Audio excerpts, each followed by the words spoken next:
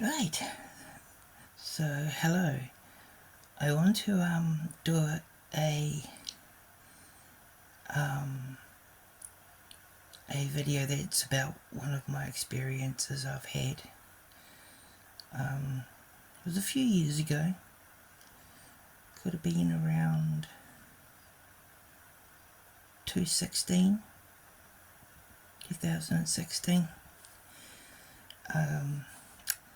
As the cat that's there, as you can see,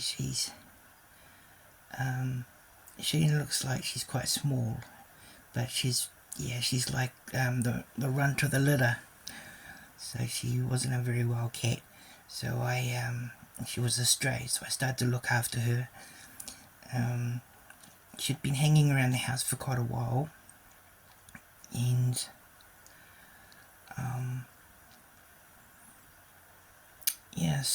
and then she started to look very sick. So I kind of could tell what was going on with her. So I thought, right, I'll take her in, because I was like giving her stuff to eat and all that. Anyway, and then so I got her wormed, which was that problem. Could see it in her eyes, and I've got a flea treatment that you put dab on them, and she started to look a lot better. I called her Stinky. Just, I don't know, it was just a stink beetle was her name, Stinky. But I called her, so it was, nickname was Stinky, but her name was actually Stink Beetle. And she was pretty feral. She was, she'd stay in here at night time, but when she had to go out, she had to go out. And she was obviously used to being free,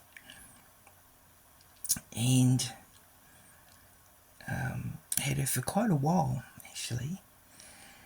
And and when I was doing my photographs of the spirits that I have on Facebook, in Faces from the Mist, some of those photos were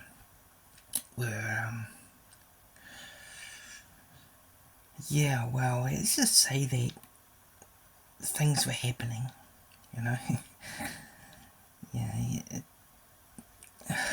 Things were happening, and I noticed that whenever the cat came in and she'd go and eat her dinner, and as soon as she ate her dinner, she'd come in alright, and then as soon as she ate her dinner, she'd just pounce up and she'd bounce like she was being chased around the room. And I'm like, what the heck? And one time she bounced from her dinner tray, bounced over the top of the bed and flew out the window. And it was like, oh my god. So, but it wasn't something that made her growl or hiss or anything like that. It's just like she was walking in cold water, and she was bouncing, you know, like something like that, like something was touching her. And I kind of thought, okay, she's been chased around the room by something, and I wasn't too sure what it was, which didn't surprise me at that time. With doing those photos, it actually brought a lot of things alive, and yeah, I've stopped doing that. I wouldn't do it now anyway with the little spirit children I have, but I stopped it quite a bit a way back. I'm doing them, and yeah, but yeah, so that's what she looks like there. So we'll go to the next picture. Yeah, here we are. There we go. Do you see?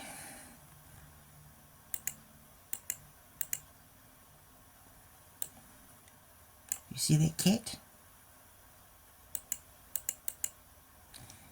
There's the cat, there's the tail, there's the body. It's actually looking back at me when I'm taking the photo, and its face is not a normal cat's face, if you get what I mean. It's odd. But these pictures can be found on the Facebook page. And well, this cat, I don't know what this cat is. What happened was Stinky went missing, and I was really freaking out about it. I was thinking, where the heck is she? She always came in, you know, even though she got chased about in the room by something. And she, but before she disappeared, I was very curious about what was chasing her around. So I'll come back to this picture. And so I just asked and said, can I get a photo of the little whatever, I don't know, whatever is chasing the cat around the room. And this is what I got. I took a photo of her dinner bowl, and I got this little baby here. That's the cat's dinner bowl right there. See, there's the cat bowl, and there's the baby ghost, and there's this little spirit here, and the little spirit even has like a shine on his head. And so I and this little baby showed up in a photograph. I just took one photograph of her dinner bowl, and I was hoping to see something, you know, but I just asked and said, would you please show yourself so I can get a photo of you?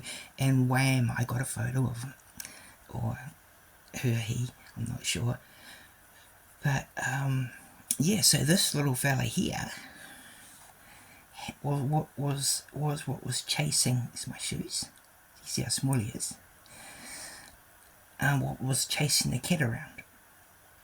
Yeah, there's a little fella here. I'll see if I can come in closer. You see that? It's the eyes, the head, and the nose. It's kind of blending in.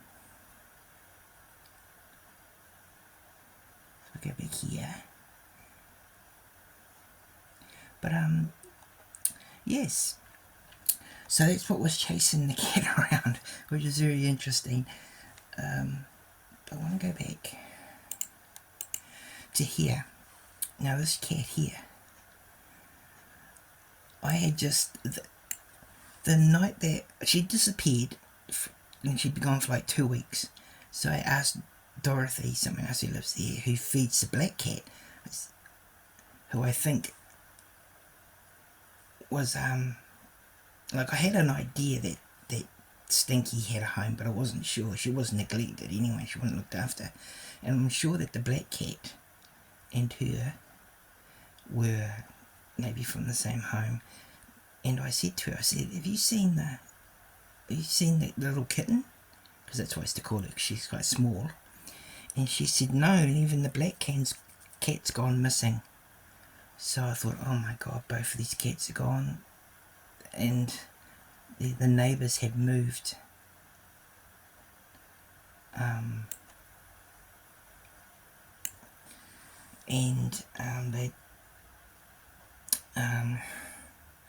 They obviously taken the cats or done something with them. And I took a photo at the window, as I was doing every night, and this fella here turned up. It's not a cat that ever has been on this property. It's a big, the cat in his photo here is a big fat thing.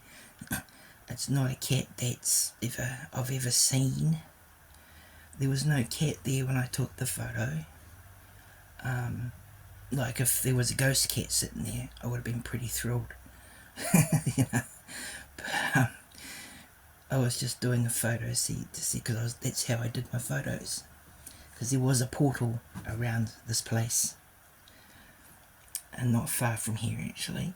You know, we're in an area, and you gotta watch out for mirrors and windows, things that can have reflection.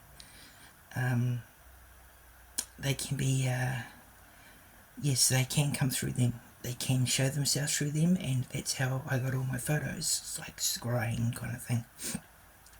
But as I said, I've stopped that now. I stopped it a long time ago, but I'd never do it now anyway, because the portal's been shut, but I've got to look after the kids. I can't afford to allow things to be around, you know. Even though they do have protection now, it's still got to be careful. It's got to keep them safe. And so, this cat turned up in a photo. And I was pretty broken-hearted when Dorothea told me that the other cat was gone as well. And it was a Wednesday. I remember that. I was pretty sad. And it was so nice just to have a beautiful comfort. It was like a comfort, this big cat. Let's see if I can bring him up. You see his face? He's got a very strange face. It's not a normal cat face. And he's looking back at me. And it was like a comfort. That's definitely not Stinky. And that's definitely not any cat that has been on this property that I have ever seen. Maybe it did live here at some time.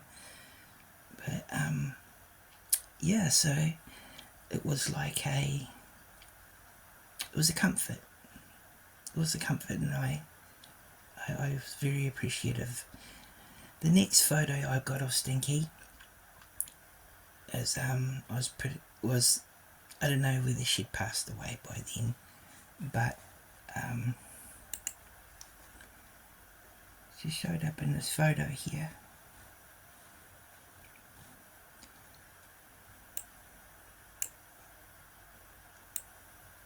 Just there, the ears. Actually shows her tail too down here, little striped tail. And there's her face, her eyes, and her nose, her round face. And like it's hard, like it's hard to. It's like it's quite dark, quite light. But you can get the gist of her. In the actual photo, it's a lot darker, so she's easier to see. But yeah, there's her tail. And this photo came up after a while, and I knew who that was when I saw her. So I was thinking, oh, is she gone, or was it another, kind of a comfort thing? But this happened much later, so I'm presuming that she passed away. But that's just an idea of how, when I was doing the photos, they started to mingle in with my own life. From the Yoda picture, I started to get pictures of people that I knew that come up, and they're a bit tricky to show because people know them. But when I was selling my car, the guy who was buying my car off me, a photo of him came up in one of the things. So it was like very interesting. And a friend who had passed away, he showed up in a photo, but he showed up before he'd passed away. And two of them actually, three people. But two of them were still alive, and then the other one had already passed away. He'd passed away, and then he showed up in the photos. Yeah, they look quite comical, like the photos of them. You know, they're very. It's like one of them looks like he's got big eyes. You know, he's got his moustache and his hair and his scruffy kind of hair he got, and he's got big round eyes. His eyes are big and round and they're looking. You know, so it's like, I don't know. It's like, is there a big artist over there who draws things and then sends them to us? I'm not sure, but yeah, this is a true story. What happened with this cat, and I'm glad I've actually got photos to back him up. I got a lot of photos, and I'll do some more stories as well on them. Not as much because I don't like to deal with that stuff so much with the photos anymore. You got to watch out because if you start to give them attention, I mean attention as in your thoughts, your energy, your emotions, your feelings, they'll start to come alive. They'll start to come alive within your own world. And depending on what it is, it can depend upon what you're gonna deal with, you know. So yes, so gladly I have nothing anymore. I don't like my little kids, you know. I got like what, 6 spirit kids, and they don't haunt the room, you know. They don't fly around the room or throw stuff around or anything like that. And if they do fly around the room, they're very quiet. They're very peaceful. They're very quiet. I haven't even heard Ernie in such a long time. Hey Jim, you haven't set Ernie off for a long time. And Sarah Lynn hasn't played a violin in such a long time. But that's okay, you know. Like I don't pressure them to do that stuff. It's just I get excited when they do. But yeah, so and also with little spirit children, they kind of like to be you know, if you don't do something for a long time, they'll, you know, like if you don't encourage them to do something for a long time, they'll stop doing it. And then when you start, they call it like working with them. No, I don't like that. That kind of makes them sound like they're an experiment, but they call it, I know I shouldn't say that, but they don't mean it like that, but they means working with them. Like, you kind of like what you're doing is you're encouraging them to do something, and then once they start to do that, like with the talking on the EVP, like I did an EVP tonight and they didn't say anything, and where before I could get, if I got them talking, if I did EVPs every night, they'd start talking again, and they'd start talking and things and stuff like that. But that, you know, but I call it playing with them, you know. Other people would call that working with them. You're working with them to you know, to achieve things. But I don't really want to achieve things. I just want them, my kids, to be happy and joyful and very, very happy, and I love them very, very much. Yeah, so that's the story that's going to be going into my my experiences, whatever I've got there on the video thing. So yeah, the kids are doing very well. Jimmy's had his birthday, and that's online. Daniel and Aiden have their birthday together, and that's going to be posted. So yeah, but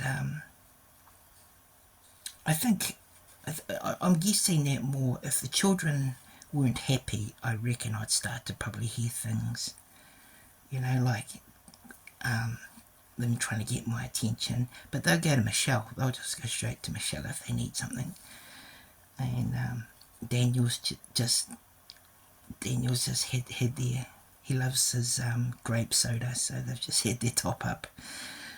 Got another big cup of soda. But if I don't get any more soda, for maybe a month or something like that, or yeah, I'll get a message from Michelle and she'll say, your little boy's been in and he wants you to get him some grape soda.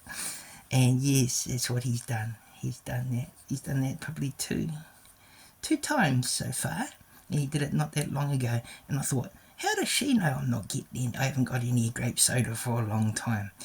But it's little Daniel. He goes and talks to her, which is good, because I want them to have an open dialogue with Michelle, and Michelle said, no, that's fine, that's fine. She loves the kids. She's very emotionally invested in them too. And because to her, she can see them.